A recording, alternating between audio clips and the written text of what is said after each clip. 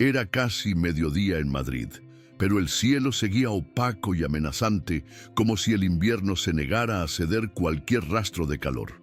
Afuera de la audiencia provincial, las aceras estaban húmedas por una escarcha persistente desde la madrugada y el viento helado obligaba a los transeúntes a refugiarse en sus abrigos.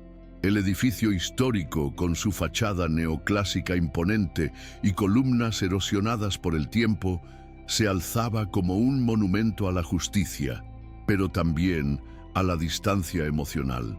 En su interior, los pasillos amplios y fríos olían a papel viejo y solemnidad. Las voces de los funcionarios resonaban apagadas y automáticas, mezclándose con los pasos que golpeaban el mármol pulido. En una de las salas de audiencia, el protocolo avanzaba sin alteraciones. Los presentes se acomodaban, jueces, abogados, fiscales, cada uno en su papel, como en una obra donde no hay espacio para sentimientos. En medio de ese ambiente glacial, entró un hombre esposado, escoltado por 2 agentes. Su nombre, Antonio Carlos Requena.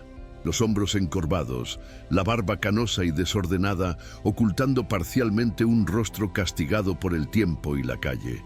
Llevaba un abrigo raído, zapatos con las suelas rotas y una bufanda deshilachada que apenas protegía del frío. Sus ojos, hundidos y opacos, no buscaban a nadie, no por altivez, sino por resignación. No había resistencia en él, solo ausencia. Cuando cruzó la sala, nadie apartó la mirada por respeto. Su figura provocaba una incomodidad que muchos preferían ignorar. Se sentó con dificultad, bajo vigilancia, como quien ya no espera defensa ni compasión. Para el sistema, era un número de expediente. Para la ciudad, un cuerpo invisible entre tantos. En el estrado principal, la jueza Clara Mendoza revisaba los documentos del caso con la precisión y frialdad que la habían convertido en una de las figuras más respetadas de la magistratura española.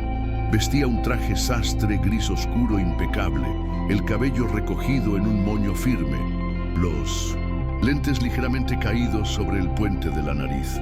Sus ojos castaños, normalmente fijos en los detalles del papel, vacilaron por una fracción de segundo. Fue cuando leyó en voz alta: Antonio Carlos Requena, natural de Córdoba, y se detuvo.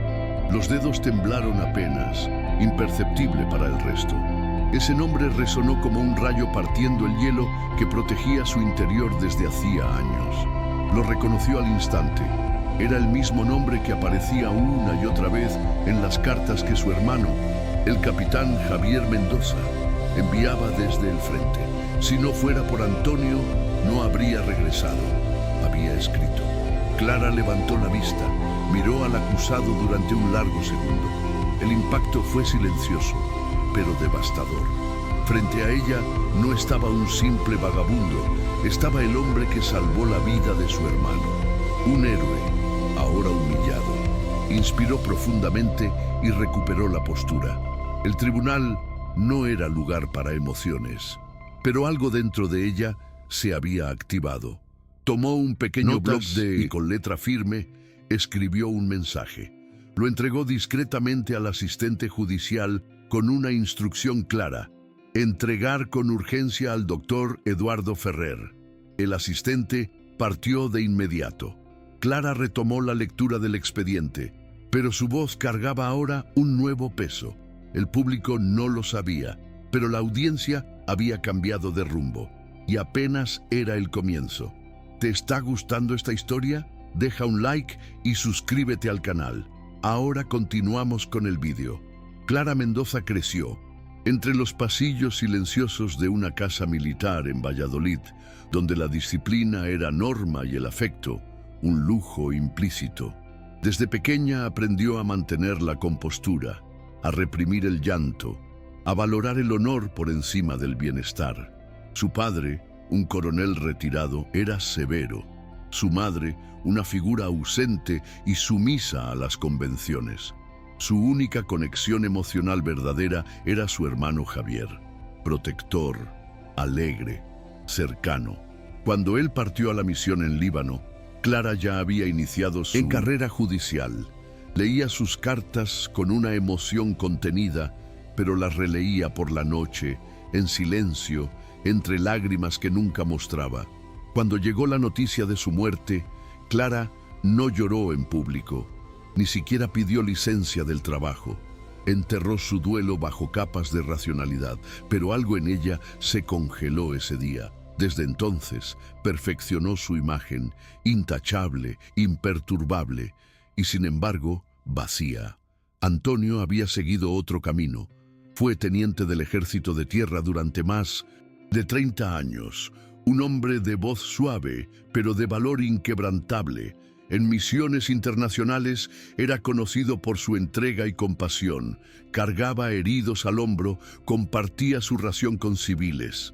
Pero la guerra deja cicatrices invisibles.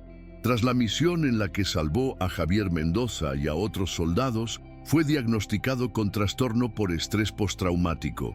Incapacitado para seguir sirviendo, fue dado de baja con una pensión mínima que desapareció entre trámites.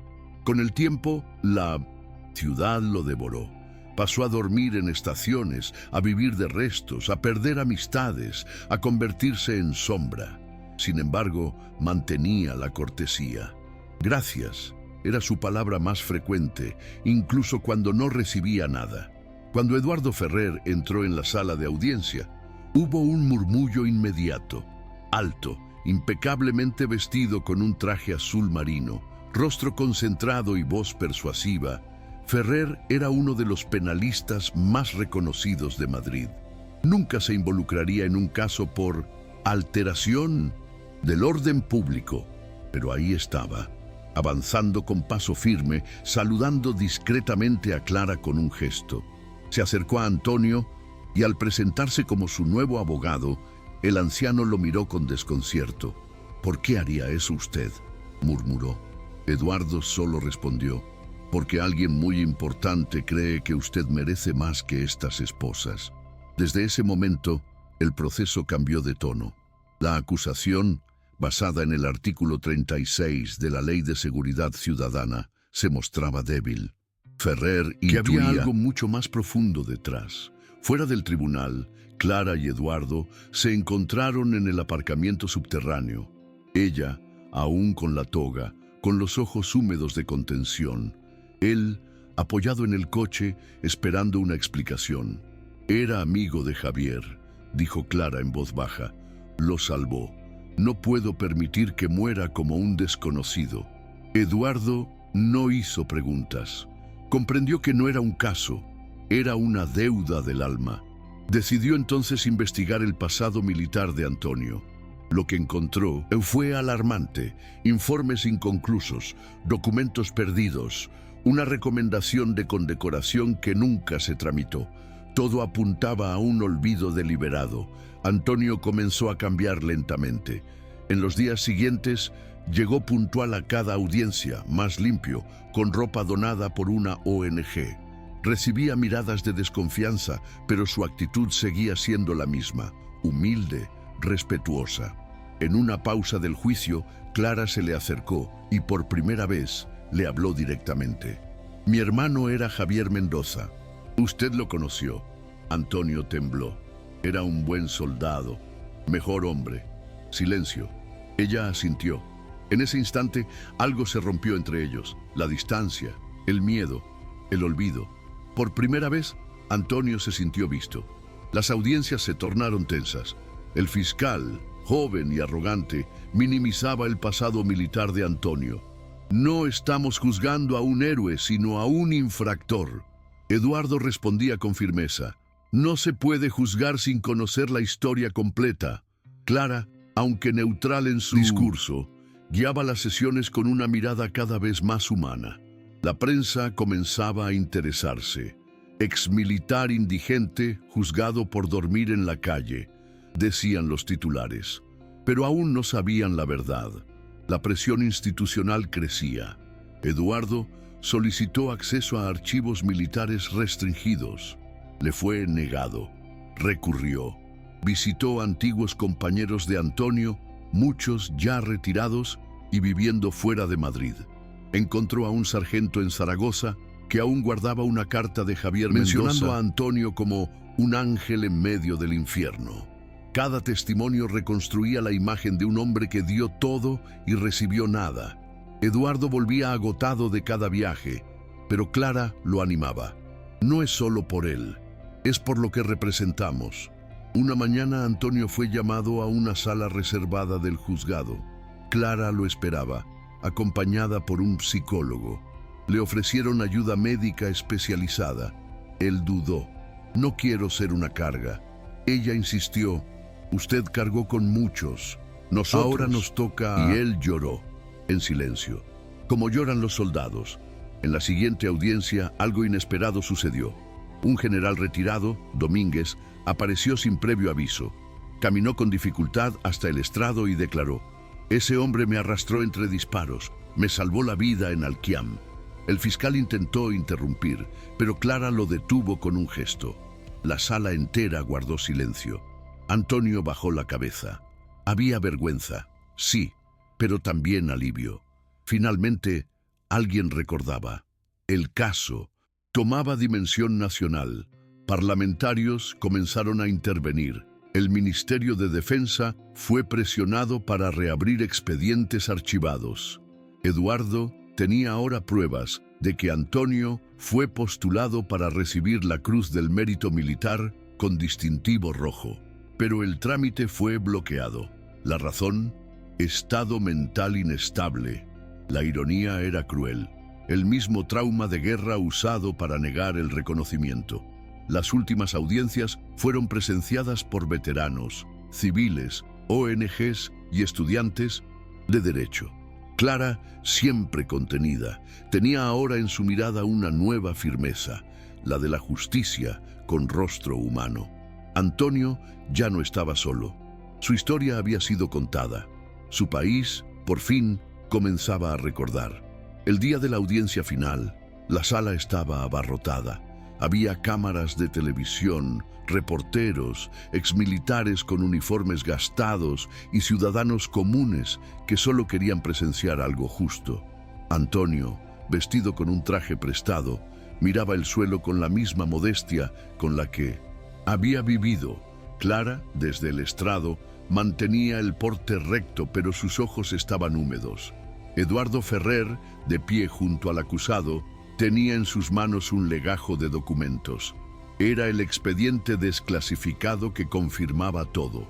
En él constaban los nombres de los 5 soldados salvados por Antonio en una emboscada en Alquiam, su recomendación oficial para recibir la Cruz del Mérito Militar con distintivo rojo y la carta firmada por el propio capitán Javier Mendoza, respaldando su acto heroico.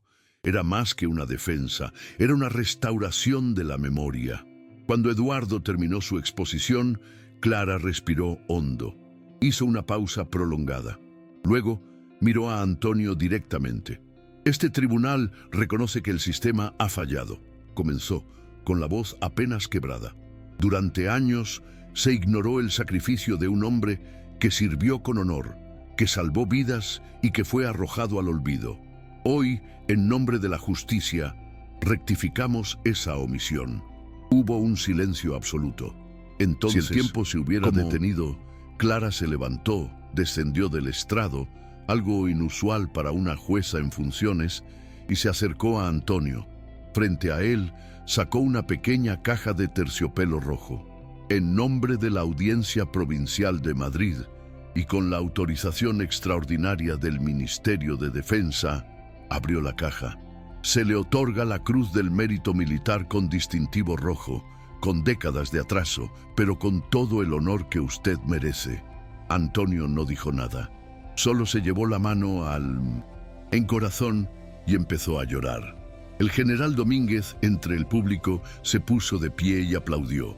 Uno a uno, los demás lo siguieron. La sala entera estalló en un aplauso contenido durante años. Antonio, visiblemente emocionado, no dejaba de mirar la medalla. Sus labios murmuraban un «gracias» inaudible. Clara, con los ojos empañados, lo sostuvo del brazo y dijo en voz baja: Mi hermano me habló de usted. Le debo su vida. Antonio la miró en silencio y por primera vez en mucho tiempo sonrió. Tras la ceremonia, Clara regresó a su puesto. Recuperó su compostura, retomó el tono formal y dictó sentencia.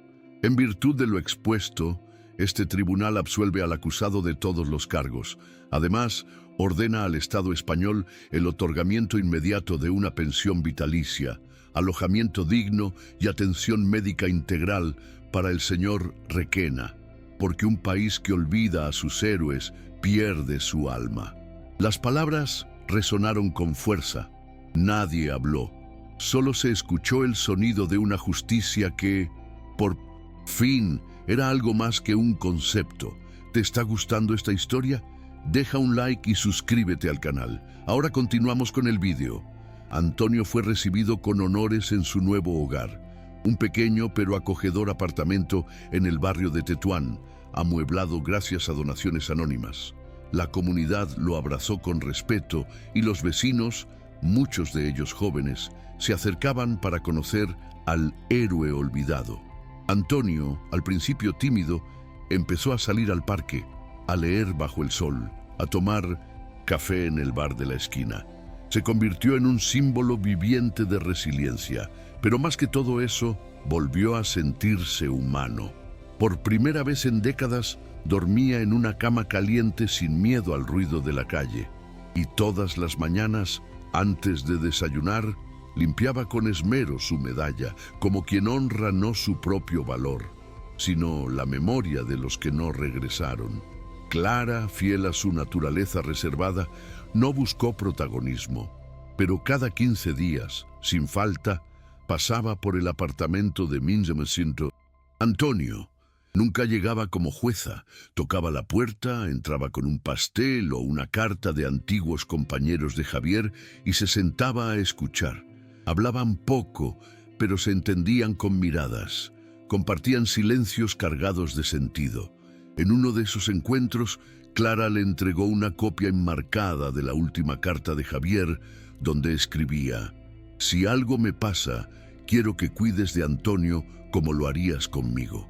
Antonio la sostuvo entre las manos como si fuera oro y rompió a llorar. El caso de Minjacinto, Antonio Requena, se convirtió en un punto de inflexión nacional. Fue citado en el Congreso, estudiado en universidades y utilizado como ejemplo en academias militares. Se creó una comisión para revisar expedientes de veteranos con trastornos psicológicos derivados del servicio. Algunos, olvidados como él, comenzaron a recibir ayuda. Se fundó una asociación con su nombre, Fundación Requena, dedicada a la atención de excombatientes sin hogar. Antonio asistía a los eventos con modestia, siempre agradeciendo. Nunca hablaba de sí mismo como héroe. «Solo hice lo que tenía que hacer», repetía. Clara, transformada por la experiencia, comenzó a defender con mayor sensibilidad casos que antes habría juzgado con frialdad.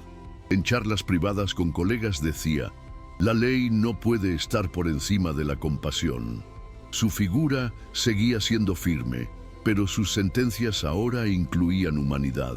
Había entendido que su rol no era solo interpretar el código, sino también honrar la historia de cada individuo, y en especial saldar deudas que ni el Estado ni el tiempo supieron reconocer. Desde entonces, su despacho tenía una pequeña foto enmarcada. Javier sonriendo, con Antonio al fondo, en un campamento, compartiendo una taza de café bajo el cielo del Líbano. ¿Han hecho algún gesto de bondad que cambió una vida? Dejen un corazoncito si creen que el amor es más poderoso que cualquier riqueza. Suscríbanse para más historias de segundas oportunidades. Comenten: el amor no tiene precio. ¿Ustedes también creen en la bondad humana?